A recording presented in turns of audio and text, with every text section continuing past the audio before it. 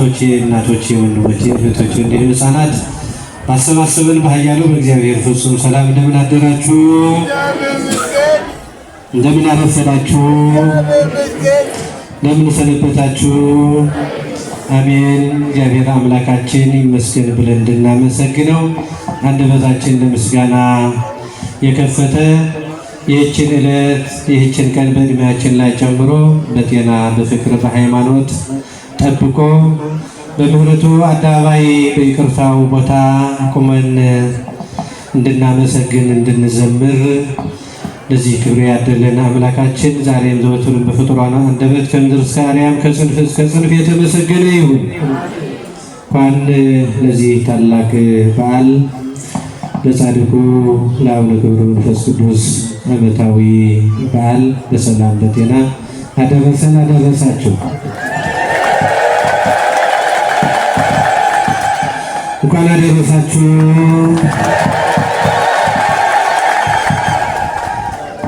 ወኩሉ ዘሃደገ አብያተ አሃወ ወአሃተ አበ ወእመ ወብእሲተ ወውሉደ ወገራውሃ በእንተ ስሜ ምእተ ምስቢተ ይረክብ ወሕይወተ ዘለዓለም ይወርስ። በስሜ ቤቱን ንብረቱን ወንድሞቹን እህቶቹን አባቱን እናቱን ሚስቱን ልጆቹን እርሻውን የተወ ሁሉ በእኔ ዘንድ 100 እጥፍን ይቀበላል የዘላለም ሕይወትም ይወርሳል ይላል። የማቴዎስ ወንጌል ምዕራፍ 19 ከቁጥር 29 ያለው መነሻ በማድረግ እንደ እግዚአብሔር ቅዱስ ፈቃድ ለአጭር ደቂቃዎች በዚህ ርዕስ እንማማራለን። የምስጢሩ ባለቤት አምላካችን ጥበቡን ምስጢሩን ማስተዋሉን ያድለን። ምን የተወ ነው የሚለው እንግዲህ ጻድቁ አባታችን አቡነ ገብረ መንፈስ ቅዱስ ከማህሌቱ ጀምሮ ከዚህ ካሉ ከሚቀሩ ስብሐተ እግዚአብሔር ጀምሮ ሲዘመር የነበረ ጻድቁን ከፈጣሪያቸው ጋር የነበራቸው መልካም ግንኙነት ያቀረቡት ምስጋና እግዚአብሔር የሰጣቸው ጸጋ የሰጣቸው ክብር የሚገልጽ ነው። ጻድቃን በዘመናቸው ሁሉ ትክክለኛ እውነተኛ ሆነው በእግዚአብሔር ፊት የኖሩ ናቸው። በአንደበታቸው ሐሰት፣ ሽንገላ፣ ማታለያ ቃል ያልተናገሩ ክፉ ያልወጣቸው በመልካም ነገር ዘመናቸውን የፈጸሙ ናቸው። ጻድቅ የምንለው ሕጉና ስርዓቱን ጠብቆ እግዚአብሔር በፈቀደውና በደነገገው ስርዓት የኖረ ዘመኑን ሁሉ ከስህተት ታቅቦ የኖረ ነው ጻድቅ ብለን የምንጠራው።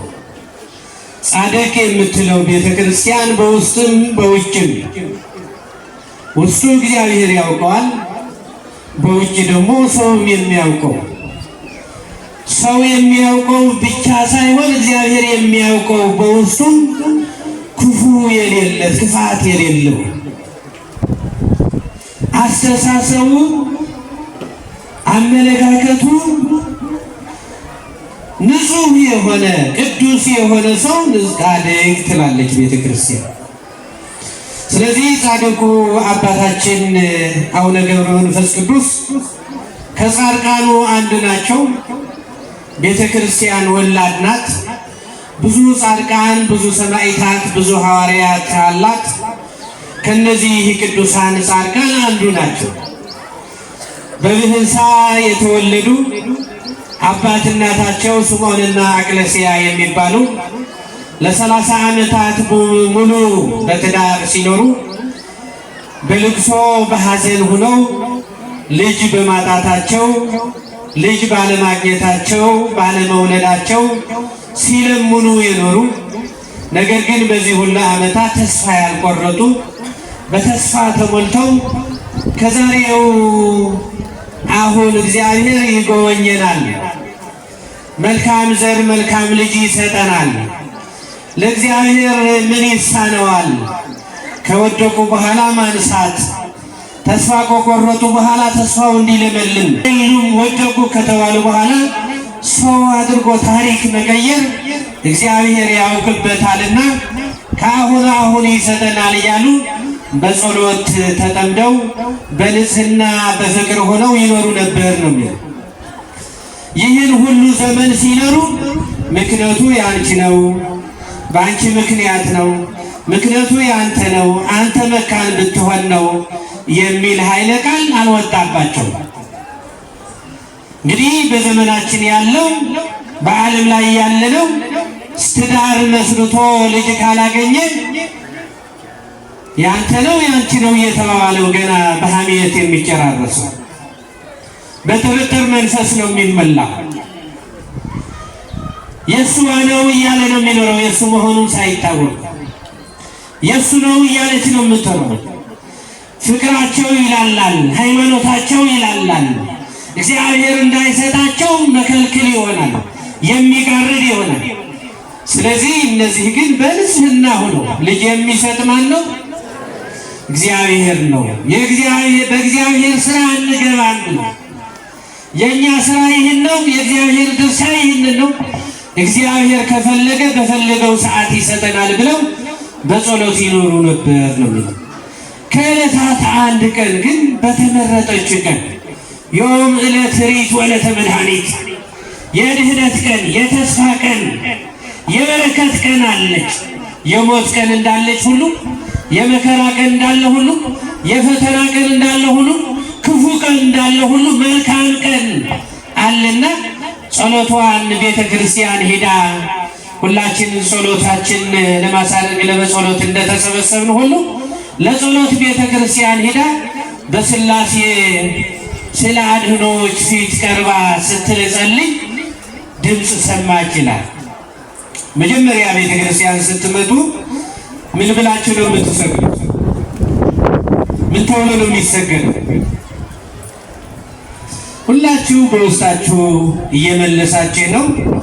ስለዚህ የመጀመሪያ ስግደት ሰግድ ለአብ ወወልድ ወመንፈስ ቅዱስ፣ ሰግድ ለአብ ወወልድ ወመንፈስ ቅዱስ፣ ሰግድ ለአብ ወወልድ ወመንፈስ ቅዱስ ብሎ ሶስት ጊዜ የሥላሴ የባህሪ ስግደት ነው የምናቀርበው። ለማን ነው የምንሰግደው? ለፈጠረን፣ ካለመኖር ወደ መኖር ላመጣን፣ ከኢምንት ወደ ምንት ላመጣን፣ ከአፈርነት ወደ ሕይወትነት ወደ ሰውነት ላመጣን፣ ለሚያኖረን ነገም ወስዶ ወደማይታወቅ እሱ ወደሚያውቀው ዓለም ወስዶ በሕይወት ወደሚያኖረን የአምልኮ ስግደት የባህሪ ስግደት ነው የምንሰግደው። የምንጸልየው ናኩተከ ብለን ነው። የመጀመሪያ ምስጋና ነው የምናቀርበው ጸሎት። ስለዚህ በስላሴ ፊት በስላሴ ስለ አድኅኖ ፊት ወድቃ ስትጸልይ ልጅ ስጠኝ፣ ያለ ዘር ልቀር ነው፣ ዘሬ እዚህ ሊያቆም ነው፣ ልጅ ስጠኝ አንተን የሚያመሰግን እያለች ስትጸልይ ከስዕሉ ድምፅ ሰማ።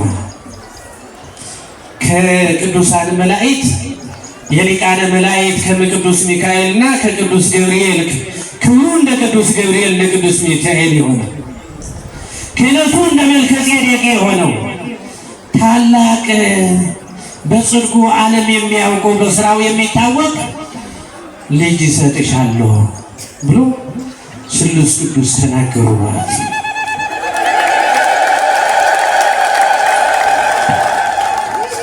ከጀመራችሁት በደንብ በሉት። ካልጀመራችሁ ይሄ አርባ ጾም እኮ እልልታም የለም፣ ዛሬ ነው የተፈቀደልን። ስለዚህ መተንፈስም ያስፈልጋል። ስለዚህ በዚህ ጊዜ እፍ አለባት ስሉስ ቅዱስ። እፍ ሲልባት ወዲያውኑ መንፈስ ቅዱስ አደረባት፣ መንፈስ ቅዱስ ሞላባት። በዚያን ጊዜ ተመልሳ ከበልዋ ስትገናኝ ገብረ መንፈስ ቅዱስ ተጸነሰ። ክብርና ምስጋና ለአምላካችን። ስሉስ ቅዱስ ተወለፈ ውስተ ከርሳ ተወልደ እምኔሆሙ ቀናያ አናብስት ስሳ በኃይለ አምላኩ ዘይሰሪ አበሳ። ስሉስ ቅዱስ ወደ ሆዷ እፍ ባለባት ጊዜ እስትንፋሳቸው በነፉባት ጊዜ የዓለምን ኃጢአት የሚያስወግድ የዓለምን ኃጢአት የሚያስተሰሪ በጸሎቱ በምልጃው በተራዳኢነቱ በጽድቁ በቃል ኪዳኑ ሰውን የሚያጸድቅ ወደ ጽድቅ የሚስብ እነሆ ስሳ አናብርትንም የሚገታ ተክለ ገብረ መንፈስ ቅዱስን ተጸነሰ ይላል። ክብርና ምስጋና ለአምላካችን። በፈቃደ አምላክ በፈቃደ ሥላሴ በሥላሴ ፈቃድ አቡነ ገብረ መንፈስ ቅዱስ ተጸነሱ። ስለዚህ ከዚህ በኋላም ከተወለዱ በኋላም ታሪኩ ለማሳጠር በ3 ዓመታቸው ወዲያው እንደተወለዱ ስብሐት ለአብ ስብሐት ለወልድ ስብሐት ለመንፈስ ቅዱስ ብለው ነው ያመሰግኑት። አንደበታቸው የከፈቱት በሥላሴ ስም ነው። የመጀመሪያ አንደበታቸው የተነፈሰው የሥላሴ ስም ነው የሚያውቀው። በ3 ዓመታቸው ደግሞ እናታቸውን ለ3 ዓመት የሕፃንነት ጊዜያቸውን ከእናታቸው ከአባታቸው ከቆዩ በኋላ ፍቅራቸውን ጉጉታቸውን ካገኙ በኋላ መልአኩ መጥቶ ተቀብሎ ወደ እግዚአብሔር ወስዶ አስባርኮ እንደገና ወደ እናቱ መልሶ ወደ ገዳም ወሰዳቸው ነው የሚለው። ለአባ ዘመደ ብርሃን አስረከቡ። አባ ዘመደ ብርሃን የሚባለው ታላቅ ሰው ገዳማዊ ሥርዓተ ምናኔ ያስተማራቸው። ሥርዓተ ምንኩስና፣ ሥርዓተ ቤተ ክርስቲያን፣ ሥርዓተ ትምህርቱን ብሉይ ሐዲሱም የቤተ ክርስቲያን እግዚአብሔር የሰጡ በገዳማዊ ሕይወት በምናኔ የታወቁ ሆነው ከአናብርትና ከአናብስት ጋር ተወዳጅተው ፍቅር መስርተው የሚኖሩ ተስማምተው የሚኖሩ ሆኑ ማለት ነው ወገኖች። ለ300 ዓመት በግብፅ ገዳማትን ሲባርኩ በግብፅ ገዳማትን ሲጸልዩ ታሪክ ሲሰሩ ኖሩ። ከዚያ በኋላ ግን በቅዱስ ገብርኤል አማካይነት ወደ ሀገራችን ወደ የቃል ኪዳን ቦታቸው ገድላቸው ወደሚፈጽሙበት እግዚአብሔር ወደ ፈቀደላቸው ወደ ኢትዮጵያ እኛ ወዳለንባት ሀገር ወደዚህች ሀገር መጡ ይላል ታሪካቸው።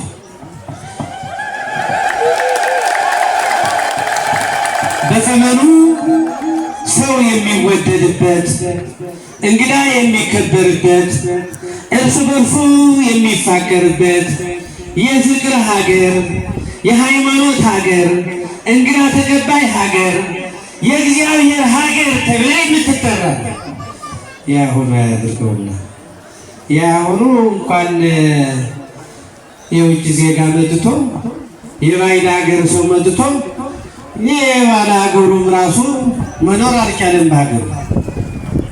በሀገሩ ተከባብሮ መኖር አልቻለም። ባለንባት ሀገር ሀገራችን የመለያየት መገለጫ እየሆነች ነው። ያ የአንድነት ሀገር፣ ያ የስምምነት ሀገር ብዙ ቅዱሳን ሐዋርያው ሳትሰማ በጆሮ ሰምታ በዝና ሰምታ በአቤላክ በባኮስ ሰምታ ያመነች ሀገር፣ በእምነት የኖረች ሀገር እያሉ የሚጠሯት ኋላም እነ ማቴዎስ መጥተው ቢያስተምሩ ያመነች ናት ብለው ብዙ ሐዋርያት የመሰከሩላት፣ ብዙ ጻድቃን ሀገር እግዚአብሔር ብለው ተስዓቱ ቅዱሳን የመሰከሩላት፣ አሁን እኛ ላይ ስትደርስ ግን የመባላት፣ የመገዳደል፣ የመገፈታተር፣ የመለያየት፣ የዘር የሚቆጠርባት፣ ቋንቋ የሚቆጠርባት እየሆነች ነው ያለችው ወገኖች። እንመልሰው ወደ አባቶቻችን። በዛን ሰዓት በአሁኑ ሰዓት ቢሆን ለስለላ ነው የመጡ ይባሉ ነበር። ለጽድቅ ነው ማን ይላቸዋል? በገዳማት ለስለላ የመጡ ናቸው። ለሌላ ጥናት የመጡ ናቸው። ቅርስ ሊሰርቁ የመጡ ናቸው ይባሉ ነበር። አባቶቻችን ግን በክብሩ ተቀብለው ሀገር እግዚአብሔር ናት ብለው በረከት ገዳም የጸለዩበት ገዳም፣ ወዛቸው የፈሰሰበት ገዳም፣ ቃል ኪዳን የተቀበልበት ገዳም ደብረ ከዋክብት ዝቋላ ገዳም የማያውቅ የለመች። ዝቋላ ገዳም የጸለዩበት ሶስት አበይት ነገሮች አሉ። በሶስት ክፍልን ነው እሳቸው ብዙ የጸለዩበት ቢሆንም አሁኑ ለማየት የምናየው ግን ሶስት ነገሮችን ከዝቋላ ገዳም መዘን እንመልከት። ለ262 ዓመት የጸለዩበትን በዚህች ባጭር ደቂቃ ታሪካቸው ተናግረን የሚያልቅ አይደለም፣ የሚተነተን አይደለም፣ የሚጨርስ አይደለም። ግን ሶስት ነገሮችን ግናል። መጀመሪያ ደብረ ዝቋላ ደብረ ከዋክብት ዝቋላ ላይ ሲጸልዩ የኢትዮጵያ ሰዎች ኃጢአታቸው ታያቸው፣ ተገለጸላቸው ይላል። ኃጢአታችን ቢገለጽ ቢታይ አሁን እዚህ እንቆም ነበር ወገኖች። እንኳን በልብስ ተከደነ፣ በልብሱ እንኳን ተሸፈነ ቢታይ ማን ይቆማል? በዚህ ማን ነው እዚህ የሚገኝ? ኃጢአት ያልሰራለ ያልበደላለ? አባቶቻችን ብዙዎቹ እነ ዲሜጥሮስም እነ ማርያ ዮሐንስም ሌሎቹም እንደዚሁ ኃጢአታቸው የምዕመናንን ኃጢአት ተገልጦ እየታያቸው ወደ ቤተ ክርስቲያን ለመቅረቡ ሲመጡ ልጄ አንተ ቆይ ንስሐ ግባ፣ ልጄ አንቺ ቆይ ንስሐ ግቢ፣ እናንተ ቁረቡ እያሉ ኃጢአተኛውና ጻድቁን ለይተው ያቆርቡ ነበር። ስለዚህ ጻድቁ አቡነ ገብረ መንፈስ ቅዱስ የኢትዮጵያውያን ኃጢአት ታያቸው ይላል። ስለዚህ ይሄ ሲታያቸው ምን ሀገር ነው የመጣሁት? እንደዚህ ኃጢአት ያለበት እንደው እንዲህ አይነት ሀገር ነው እንዴ? በነበርኩበት ይሻለኝ ነበረ ገዳሜ። ምን አይነት ነው? እነዚህ ኃጢአተኞቹን አስወግድልኝ፣ አያስፈልጉም፣ በድለውሃል፣ ክደውሃል አላሉ። እነዚህን ሰዎች ማርልኝ ብለው ለ40 ቀን ለ40 ሌሊት ባህር ውስጥ ገብተው ጸለዩ። ምን ባህር ውስጥ ምን ላይ ጸለዩ ወገኖች? ኢየሱስ ስለ ሰው ኃጢአት ባህር ገብተው መጸለይ ስለሌለው አያችሁ። ለ40 ቀንና ለ40 ሌሊት ባህር ውስጥ ገብተው ማርልኝ፣ እነዚህ ሰዎች ማራቸው፣ አጽድቃቸው፣ ስምህን ባለማወቃቸው ነው። መጣዕመ መንግሥተ ሰማያትን መረረ ገሃነመ እሳትን ባለመረዳታቸው ነው። ወደ አሜነ ሥላሴ መልሳቸው፣ ከዚህ ክፉ ነገር መልሳቸው እያለ ጸለየ። ስምህን የጠራ ዝክርህን የዘከረ በቃል ኪዳን የተማመነ እምርልሃለሁ አላቸው። ይህማ አይሆንም፣ ኢትዮጵያውያን በሙሉ ማርልኝ ብለው እንደገና 100 ዓመት እንደገና ባህር ላይ ገብተው ጸለዩ። በ40 ቀን ስማቸው የጠራ ዝክራቸው የዘከረ በቃል ኪዳናቸው የታመነ ሁላችን እዚህ ላይ የመጣ ነው ከቃል ኪዳናቸው በረከት ለማግኘት ነው። ለእሳቸው ክብር ለመጨመር ሳይሆን የጎደለባቸው ኑሮ እኛ ለመጨመር ሳይሆን ለራሳችን የጎደለብንን ለመሙላት ነው የመጣን። እሳቸው ለማክበር የመጣለ፣ ለማንገስ የመጣለ፣ ለእግዚአብሔር የጎደለበት ለመሙላት የመጣለ አይደለም። ሁላችን ለመክበር ነው የመጣን ነው። ክብር ፍለጋ፣ በረከት ፍለጋ፣ ጽድቅ ፍለጋ፣ ረድኤት ፍለጋ ታቦት አክብረን መጣን። እኛ ነው የከበርነው። ታቦቱ ክቡር ነው። እኛ የምናከብረው አይደለም፣ የከበረ ነው። እኛን ሊያከብር ነው የወጣው ታቦት። እኛን ሊባርክ ነው የወጣው። እኛን ሊቀድስ ነው የወጣው። 100 ዓመት ሙሉ ከ7 400,000 በላይ የሆኑ አጋንንት ይፈታተኗቸው ነበር። እኩሎቹ በቀስት ሲወጉዋቸው ሻፎ ድንጋይ ስለት ያለው ድንጋይ እያመጡ እግራቸው ሲፍቋቸው ነው መከራ እየተቀበሉ ደማቸው አልፎ አጥንታቸው በረዶ መስሎ እስከሚታይ ድረስ ከባህር ሳይወጡ ሳይበሉ ሳይጠጡ ቆመው ይጸልዩ ነበር። ወገኖች አጋንንት ለመነኮሳት የሚላኩ አጋንንት ለካህናት የሚላኩ የሚፈታተኑና ለምእመናን የሚፈታተኑ እኮ ይለያያል። እንዴት እንዲህ ሆነው እንደዚህ ያደርጋሉ እንላለን። ለካህን ለምእመን አንድ ሰይጣንም ያሸንፈዋል፣ ሁለቱም ያሸንፉታል፣ የትም አያደርሱም። ለካህናት እኮ ከሺህ በላይ ነው፣ ለመነኮሳት እኮ ከዛ በላይ ናቸው። ምክንያቱም አመለጠብኝ ብለው ነው የሚለው። ለማሳት በተለያየ ፈተናዎች ይመጣል። ምን ተቆጥሮ ምን ቁጥር ስፍራ ነው? ይህን ሁሉ ችለው ነው በመስቀሉ፣ ይህን ሁሉ ችለው ነው በጸሎቱ፣ ይህን ሁሉ ችለው ነው የሚኖሩት። ወገኖች የማያመጡት ነገር የለም። ለመነኮሳት ሴት ሸልመው ወርቅ አልብሰው በምስለ ዓመታት አንስሎ ያመጣል ሰይጣን። ገዳም ያመጣል በህልም የወርቅ ልብስ ያመጣል፣ ሽልማት ያመጣል፣ ስልጣኑ ምኑን የተለያየ ነገር ያመጣል፣ ገንዘብ ያመጣል። እንዲህ ብትሆን እኮ እንዲህ ትሆናለህ ይላል።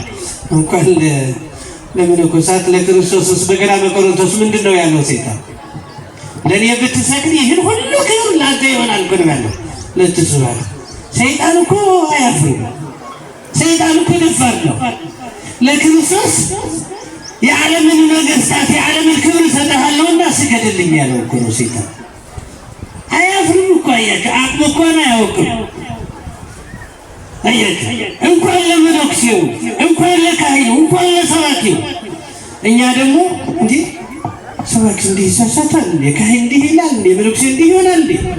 ሰው አይደለም፣ ችሎት ነው። ሰው አይደለም፣ ፈተናውን ተሸክሞ የኖረ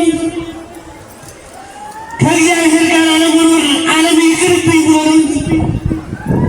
ሰው እኮ ነው፣ እንደኛ እኮ ነው ወገኖች። እኛም እኮ ኃጢአቱ በአንድ አልተወሰንም፣ በሁለቱም አልተወሰንም።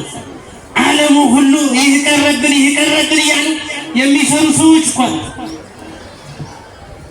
ስለዚህ በዚህ ሁሉ ሲፈታተኑ አያችሁ። ለአቡነ ገብረ መንፈስ ቅዱስ ከ700,000 በላይ የሚሆን አጋንንት ተረባርበው ይህ ካላሸነፍን ብለው ቀንና ሌሊት ዙሪያውን ከበው ያላደረጉት ጥረት የለም። ግን አሸነፋቸው፣ ተሸነፉ። ሰይጣን ፈሪ ነው። በስመ አብ ስንል 40 ኪሎ ሜትር ይልቃል። እንደዚህ በሎ እንደዚህ ቢያበሎ እንደዚህ ሰለ ይላል። ፈሪ ነው። ፈሪ ሆኖ ነው እንጂ